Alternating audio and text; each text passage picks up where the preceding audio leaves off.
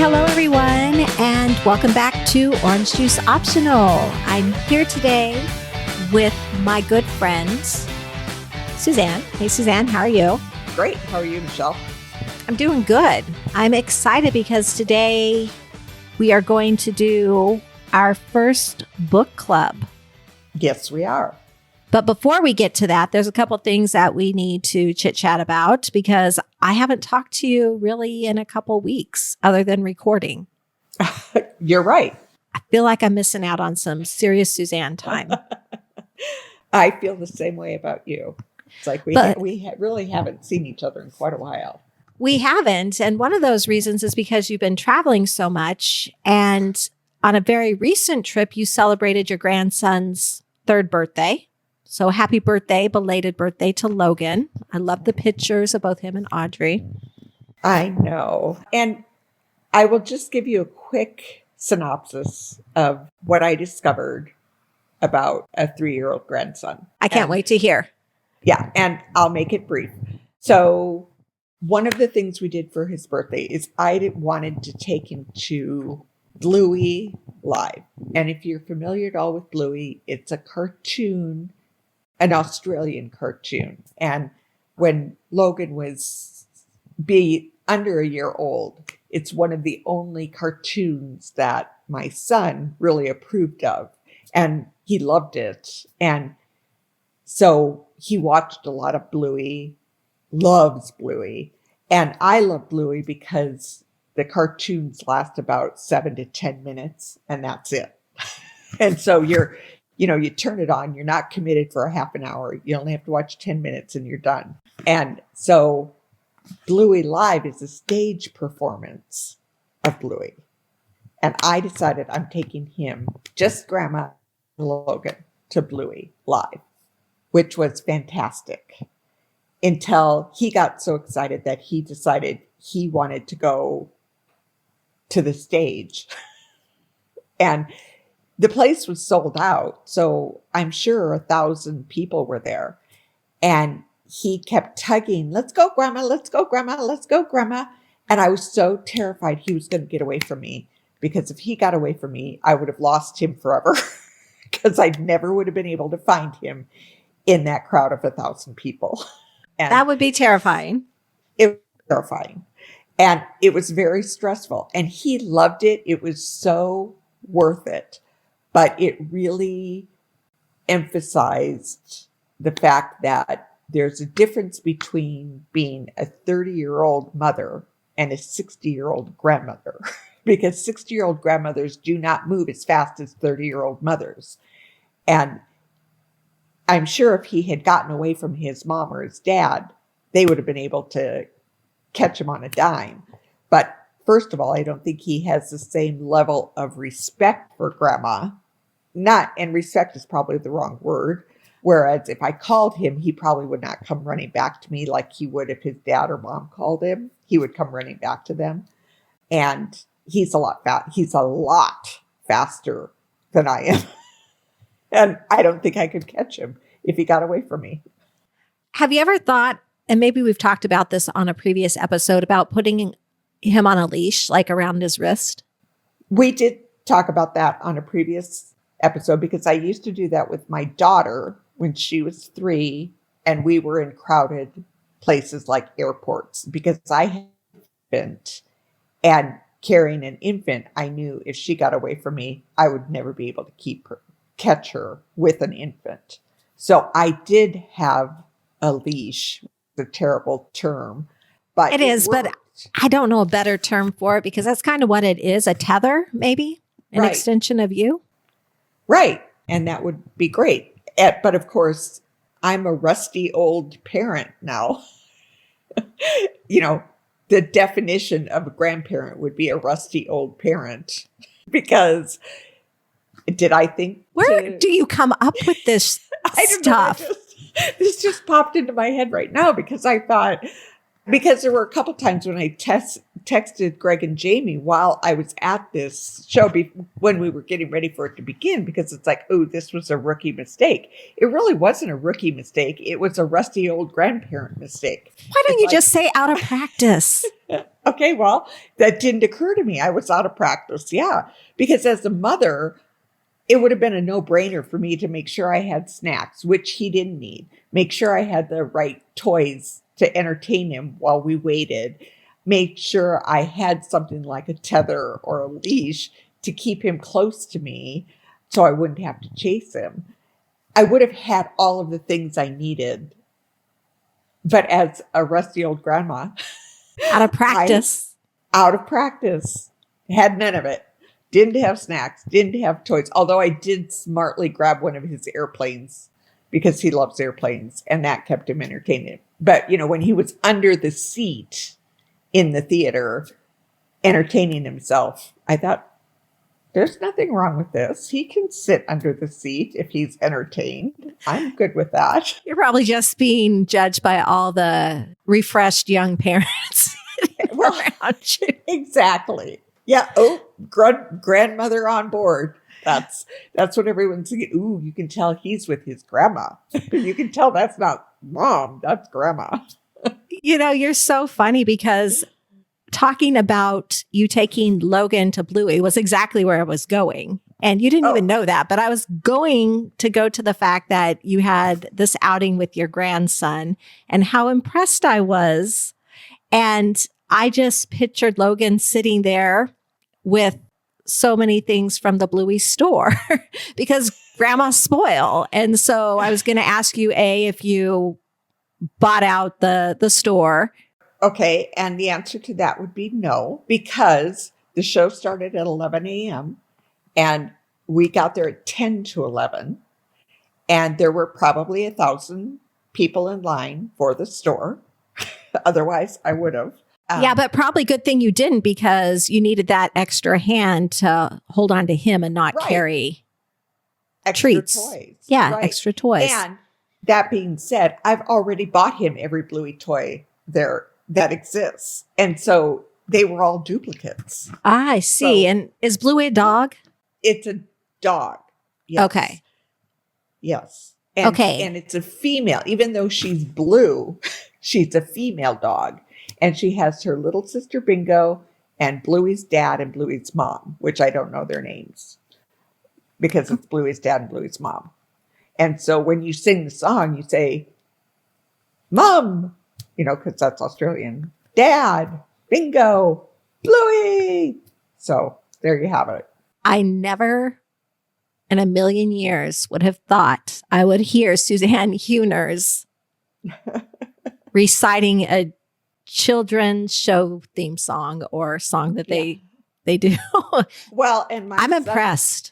Impressed. And my son reminded me that as a mother, I would have never taken my children to Bluey. It would have been under total duress if I had had to drag my kids to Bluey. Even though they would have loved the experience, there's no way in hell I would have done it. Well, that kind of brings me to the second question that I had for you. Did Bluey prepare you to take Logan to Disneyland? Because we all know you're a fan of Disneyland. Not. You're not. I hate Disneyland. Hate is such a harsh word. I don't hate Disneyland, but I do. And I, of course, want to take I want to be with my son and daughter-in-law when they take their kids to Disneyland. I do not want to take my grandchildren to Disneyland. I am happy to go and be that third person, that third set of hands, that person that takes Audrey when Logan wants to go on a ride. Yeah. Yeah, to be the supportive grandma. Right. They can go stand in that hour-long line to get on a 2-minute ride. They could do that, and I'll go walk around with Audrey. And Disneyland and California Adventure now have alcohol. I'm just saying. That's new from when the last time I went to Disneyland, which was probably 15 years ago. Well, at least it's on your brain right now. You're starting to think that, maybe I could do Disneyland for the experience and for being that person for my grandkids. I love that. I'm glad you love it. And I want pictures of you with Mickey Mouse ears when you do go, and a Mickey Mouse sweatshirt. Or you could do Goofy, any character sweatshirt. That would be hilarious. Nope, not going to do it. You could do a cute one that says "Why Hello," like with a Minnie Mouse or something, and then you're advertising, and it's cute. No. Nope, not going to do it. Okay, well, I see Disneyland doesn't spark a whole lot of joy, but maybe the book club will. So let's move on to the 4 agreements.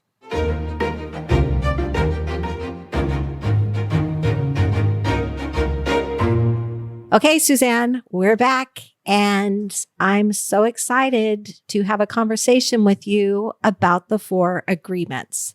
Now, I will say that the only book club I've ever been in, and I mentioned it briefly when we introduced the book, is called Book Club Light. And we never read a book. So I don't even know how to structure a book club. I don't know how to do it. So I may lean on you a little to get the conversation going and get the flow going. But what'd you think of the book? I'm going to start with you. You tell me what you thought of the book. I think that reading this book now in 2023 would have been a lot different had I actually read it in 2020 when I was in the beginning stages of my spiritual awakening. So much that I read in the book inspired me, but I've heard it, I've learned it, and I've lived it for the past 3 years. It's been a process of taking these things on, of integrating them into the way I approach life. I just use different terminology for it. I'm glad to hear you say that. But let's be clear about my book club experiences. I have a similar book club. I wouldn't call us Book Club Lights. We've been together for 20 years. They're coming to visit me in March. And when we started, we were definitely Book Club Light. We would read the books, not a lot of discussion about the books. We have carved out time when we get together now to discuss books, and but still very loosely structured. So there isn't a lot of structure to my book clubs either, but I still think we get a lot out of them. That being said, I agree with your assessment of the book 100%, not for the same reasons. I know that you purposefully went into the to your new way of basically restructuring how you think 3 years ago. When I read the book, it's like, well, yeah, duh. I think we already know all of this. Is there any new information? But I did, however, feel like it's a good reminder. It's a good way to bring us back to how we should be looking, or how we could be looking at these aspects of our life. Exactly. And it all is a big part of this book. And actually, the base of this book is all about being programmed, kind of. That's not the word that they use, but stepping into life as a child. And you're not holding on to the past. You're not thinking and having anxiety about the future. You're just able to live present in the moment and have joy from there. Like, you don't have all those pressures and all that programming thrown onto you. And this book basically does start out talking about, even from a young age, we are with our parents, so we get their points of view thrown on us. We are in a society. We learn what's right and wrong. We get those points thrown on us. And so suddenly, where we didn't have to worry so much about the past or the future, we could live in the moment. Now we're worrying about pleasing others, how we're appearing to others. Are we fitting in? And,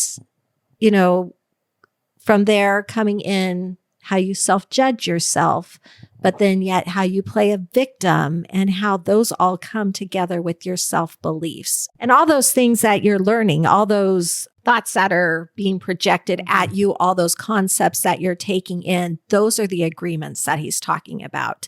And they build up so much that you can't even really know yourself anymore or know what your authentic self would be until you start letting go of those agreements, finding a way to break them, the old agreements by bringing in these new agreements. Right. And I guess in my opinion, which I kept going back to a thought process I had because in my mind, it also comes with age and maturity, coming to this perspective that he talks about in the book, the 4 agreements that he specifically addresses. And I think, but I guess I'm basing that on my life experience, and maybe not all people are able to take away from their life experiences. And it's very helpful to see it in writing and to have someone put the explanations in verbiage that helps you reflect. And I found a review by someone on Goodreads.com, which I used to be an avid Goodreads person. It's where I got a lot of my books from.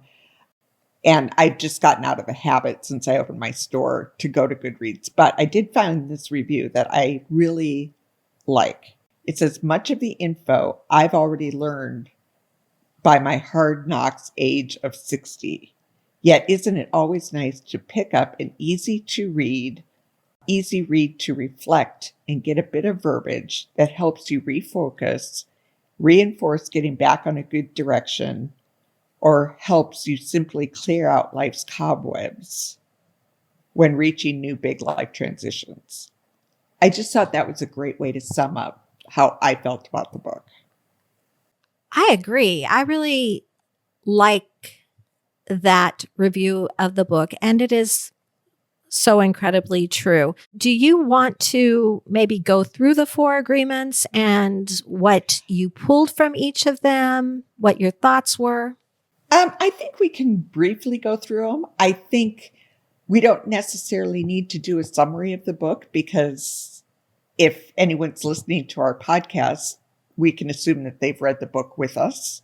So I don't think we need to review the book, but I do think it's worth listing the 4 agreements and just a brief comment about each agreement. Okay, that works for me. So the first agreement that was talked about is be impeccable with your word. And what did you think about that agreement, Suzanne? How do you see that interacting in your own life or playing out in your own life? This is where the first agreement is where I first thought, okay, hard knocks of life is how you learn this stuff. Say what you mean, speak with integrity, stop internal negative talk. That's probably my hardest one. And refraining from gossip. And my second hardest one to overcome. But I think it's kind of a no-brainer for me. But I think, again, that comes with age and maturity. And that's about all I can say. What about you? Yeah, and reading through that, it's a lot about what I speak on every day is really being careful with the words that I put out into the universe, because to hurt someone else is actually to hurt myself also. Manifesting, I need to believe in myself. And if I put it in word or thought, I'm only harming myself. I'm reinforcing old agreements that I have. And I don't want to do that. I want to look at the possibility of and living without negativity or gossip though. Gossip is a hard one because when I hear it, I don't often spread it, but when I hear it, I'm hooked. I want to hear it, but I really do try to say what I mean and mean what I say and think about my word choice and how it's going to be received by others. And so like you, I think it's a good reminder that our word has an impact and it has an impact on others and how we think of ourselves. I think you summed that up beautifully. Thank you. Okay, so the next agreement, don't take anything personally. I've had to work hard on this one because if something goes sideways with somebody or they give me a wrong look or they don't return a call, I always go to, did I upset them? Like, what could I have possibly done? And I start going back as far as I can since our last interaction to see what I might have done to cause a negative reaction. Right. I've really tried not to do that lately. Right. And again, I go back to, this comes with experience. And I think it's an ongoing, it is an ongoing struggle. But I think naturally, most people take things personally. And my older brother once said to me, I don't know how, I was pretty young. I was probably 18.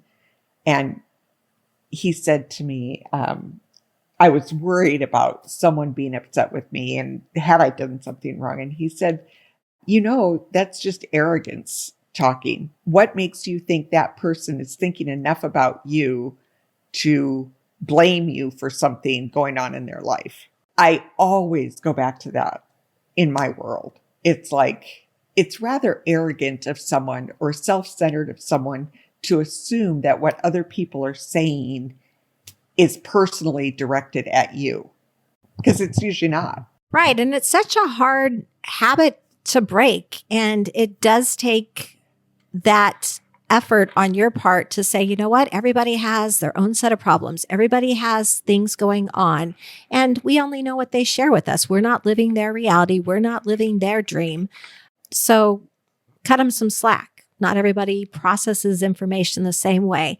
And I've really stepped in to, and it's a quote, and I think it goes something like this, that what other people think of me is really none of my business anyway. And I think that plays in there too, because it really, if they're upset with me, it's not, I would like to know why, or if they don't like me, I guess that's what that is.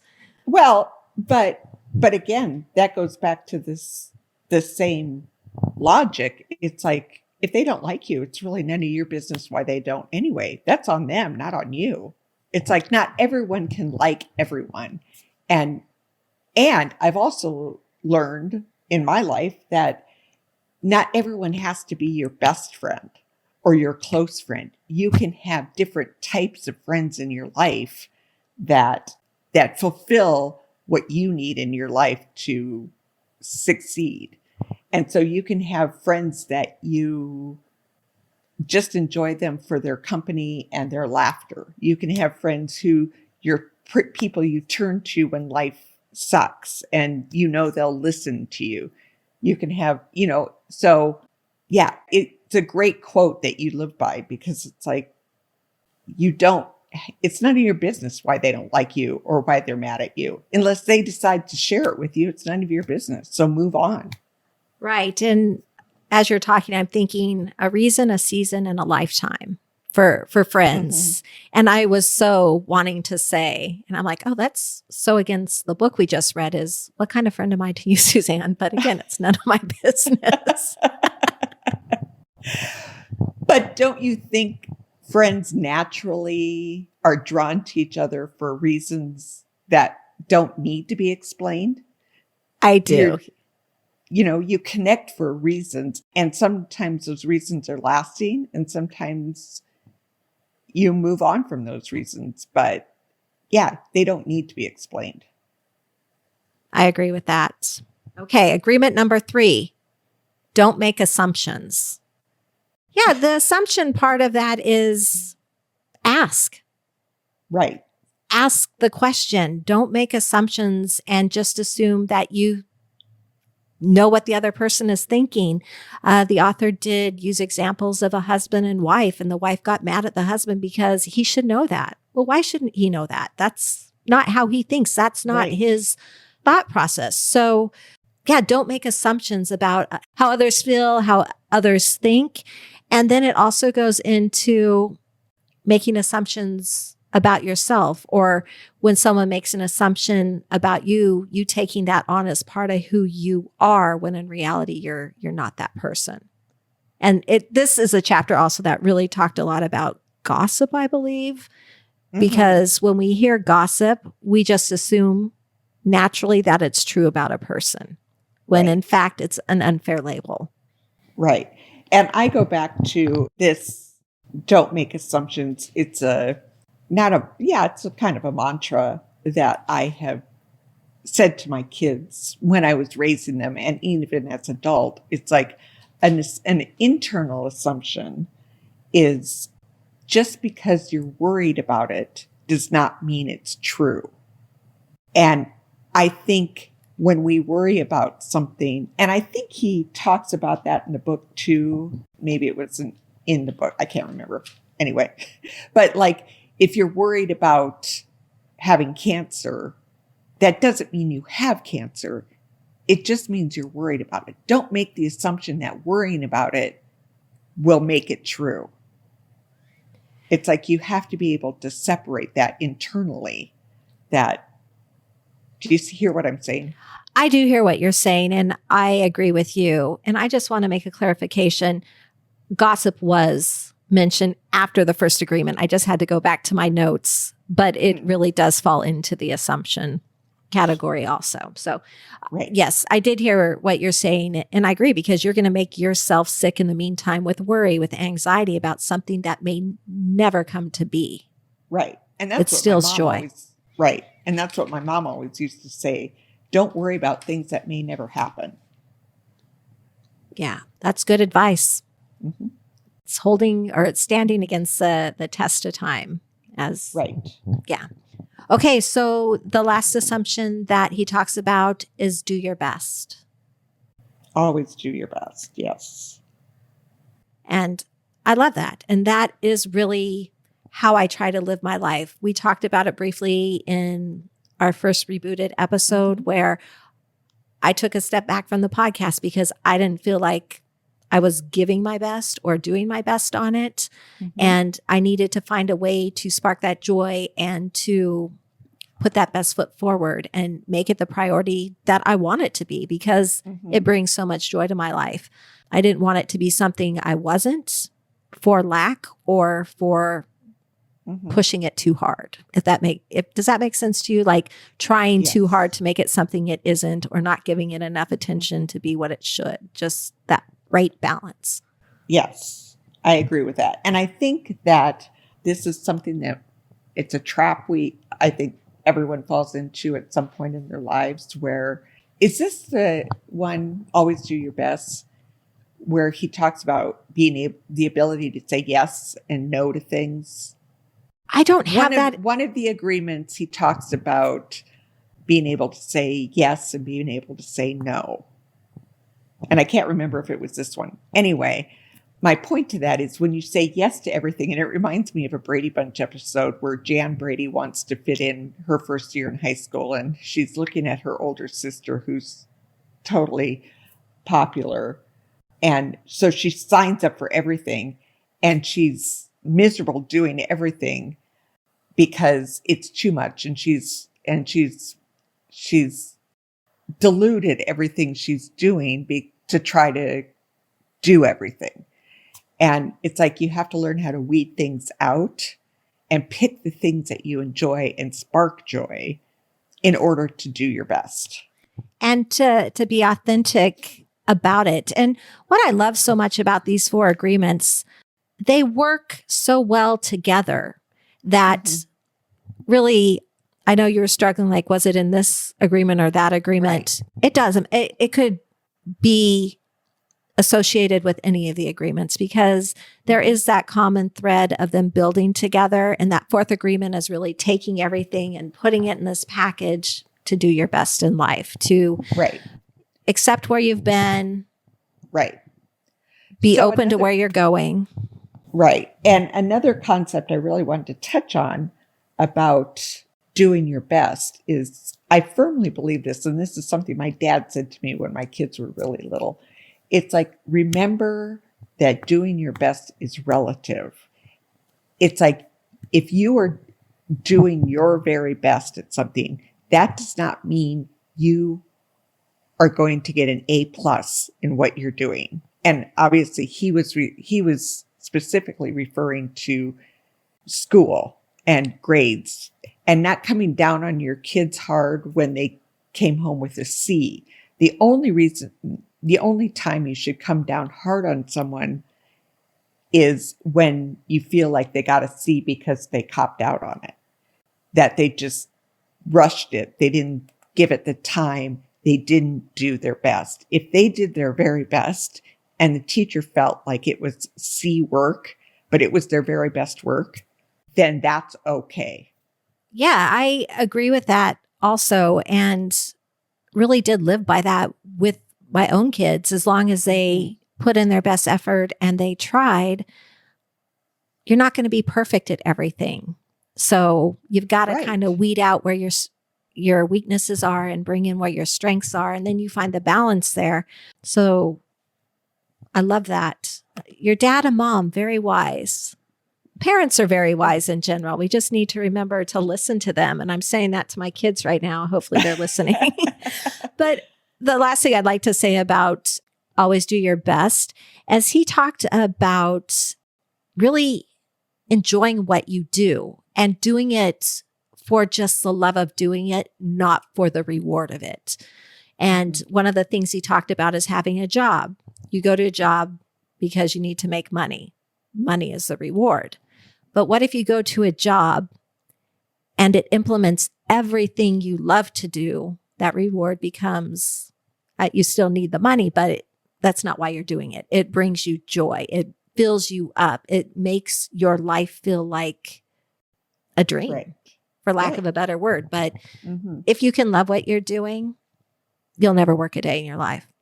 It's just true. And I don't know who said that. I know I wasn't the first person, but it's completely true. It is. It is. So anything else you would like to add about the 4 agreements? Any other thoughts that you have on it? I'm going to say no to that. I guess when you're having a book club, are you reviewing the book, your opinion on the book? You know, when in my book club, we introduce a book, or when we start a new book, it's like no one in the club has read it. So we're all entitled to our opinions about the book. This was not my favorite book because I kept going back to, well, yeah, I mean, this is all pretty basic stuff. And I had to remind myself, well, it's basic, but it's a good reminder. And it's a good way to bring yourself back to, you know, a centered relationship with yourself. But yeah, not groundbreaking, not earth-shattering for me. For me, I did like the book, but as you said, been learning it for a lifetime already. It's nice to have it put down on paper in a way that you can understand it. Right. But I hear it from so many different areas in my life. It just all meshes together so beautifully that it was hard for me to be like, now, what exactly did he mean by this? Because it all just blends together so much. And that's what it's supposed to do because it carries a message that's important to lead a balanced life, to find joy, and to be the best person you can be. Right. And I definitely think he maybe wrote it for an audience that was is in desperate need of these 4 agreements and haven't found them yet. And I think he writes it very succinctly and very clearly, easy to understand. It's very easy to understand and just to list them. Right. You know, be impeccable with your word. Don't take anything personally. Don't make assumptions. Always do your best. I can remember those 4 things, and then it can trigger everything that I've ever filed away about them. And so I like how he put them into those, 4 different agreements. He explained them so well, and they're easy to recall. Yeah. As we move forward. Yeah. Well, just real quick on that, is there an agreement that is the hardest for you to follow? It's either don't make assumptions or don't take anything personally. And I know that you're my friend for a reason because I would have said those exact same two agreements. Yeah. So, yeah. But which one best coincides with you? oh, it would be the other two. It's so funny how that is. Be impeccable with your word, because I always try to be clear in my word and to talk positively and keep the negative out, or always do your best, because I think it's important. I would never go into anything thinking I'm going to do a half-assed job or this doesn't really matter, because it all reflects on me and I internalize that. How about you? I would like to say always do your best, but I think I stretch myself pretty thin sometimes. So not everything gets my best. And I would like to say be impeccable with my words, but I tend to spend too much time trying to explain myself. And I love that you just brought that up, because I think it was in the last agreement, it said, don't think every day you're going to be impeccable with your words. Give yourself grace. Don't think every day that you're not going to take something personally, because at some point you will. You just do the best you can do. And over time, you'll notice that you have less and less of a reaction to that, which I think that's wonderful. So with all that shared, I think it's about time to wrap this episode up. March is coming up, so we'll have a new book of the month, which you'll introduce in the next episode. I will. We will be going to Vegas to celebrate March Madness, but you may not hear about that till the beginning of April because of when we record, but we will capture it for our social media, which again is Instagram and Facebook at Orange Juice Optional.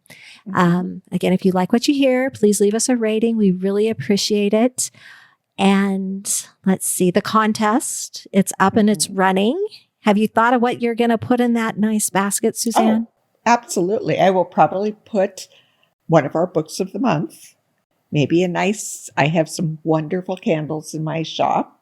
We'll include one of those, and we'll see what else. Well, I'll you select the best gifts, so I know it's going to be spectacular. I may even go tag 3 people on a post and comment and follow to see if I can win. I want that basket for myself because I'm greedy like that. Maybe I'll take a picture of the basket and you can post it so it entices people to get in our contest. Okay, I'll be looking for that picture. I think we only have one thing left to do, and I think this week it's your turn to give us something to sip on. And this quote comes from one of my favorite artists, Jan Barboglio. I carry her line in my store. And she posted this on her Instagram a couple weeks ago. She said, turn everyday living into something easy, useful, and magical. And there you have it. That is something to sip on. Thank you for sharing that. Cheers, everyone. Cheers.